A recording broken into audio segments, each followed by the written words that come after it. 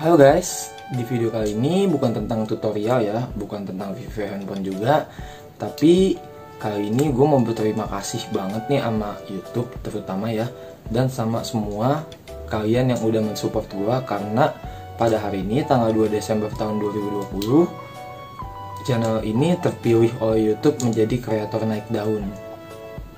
Namanya agak aneh ya, jujur gue juga ngedengarnya apa maksudnya ya naik daun. Jujur awalnya gue bingung banget ya, prosesnya juga gue nggak nyangka banget. Jadi tadi siang sih baru gue sadar ya, kenapa kok pas gue buka di YouTube Studio kok tiba-tiba penonton gue tuh lebih banyak dari biasanya, komen-komen di channel gue juga lebih banyak dari biasanya, dan jam tonton gue juga lebih banyak dari biasanya. Nah tadinya gue sempat ngira tuh YouTube Studionya mungkin lagi error kali ya, sampai-sampai gue buka tutup aplikasinya, bahkan sampai gue force stop juga, gue hentikan aplikasi untuk mastiin ini sebenarnya error atau enggak sih. Nah ternyata nggak error, dan gue cek di komentar kok komennya banyak banget yang ngebahas naik daun.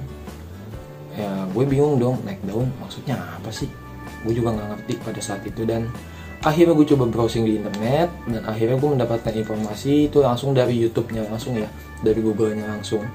Di sini gue mau coba ngejelasin sedikit aja, karena kita kan sama-sama belajar ya.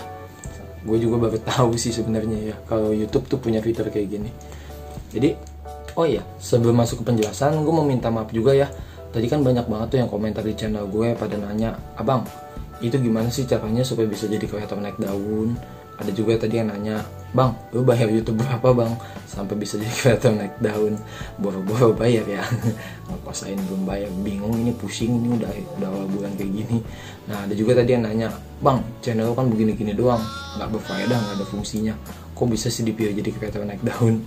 Ya mohon maaf banget tadi gue nggak bisa jawab, karena jujur gue nggak tahu jawabannya, dan gue aja baru tahu YouTube punya fitur kayak gini. Jadi tadi gue coba browsing nih di internet, gue coba nyari jawaban kreator naik daun itu apa, dan akhirnya gue dapat penjelasan dari YouTube-nya langsung, dari tim support Google. Nah katanya ya, kalau misalkan kreator naik daun itu ada 3 bagian. Yang pertama adalah kreator musik naik daun, ada kreator game naik daun, ada juga kreator naik daun. Nah kalau misalkan yang kreator musik, yang pasti itu isinya adalah tentang musik, dan musiknya itu mungkin lagi hype ya, lagi naik-naiknya penayangannya. Nah ada juga kreator game naik daun, yang isinya tentunya tentang game.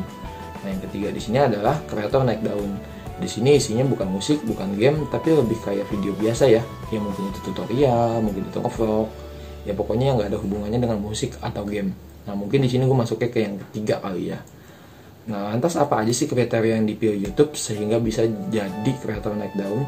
Kalau misalkan yang gue baca di penjelasan yang ada di sini adalah, di sini yang dinilai oleh YouTube adalah jumlah penayangannya mungkin lagi naik-naiknya. Nah, jumlah waktu tontonnya mungkin lagi naik-naiknya, jumlah subscribernya udah lebih dari 1000, dan keaktifan kita dalam mengupload video.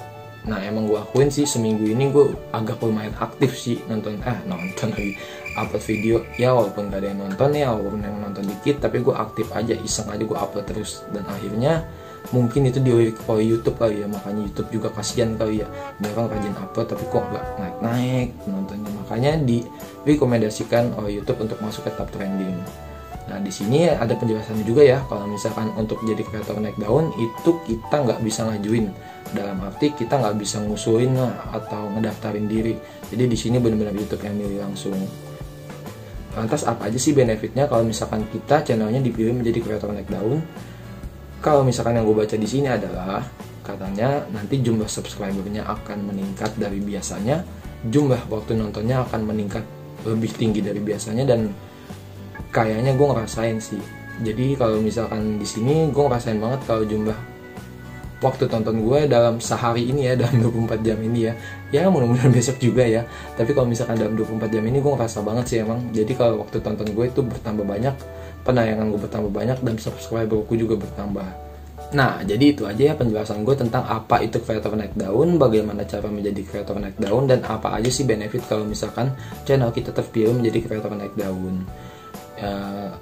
Di setiap video gue selalu bilang ya, kalau misalkan untuk video nge-vlog kayak begini nih, yang namanya muka kelihatan sama kamera gini, gue mohon maaf banget kalau mungkin mata gue tuh masih ngeliatnya ke kiri ke kanan lah, ngomongannya kadang beribet lah.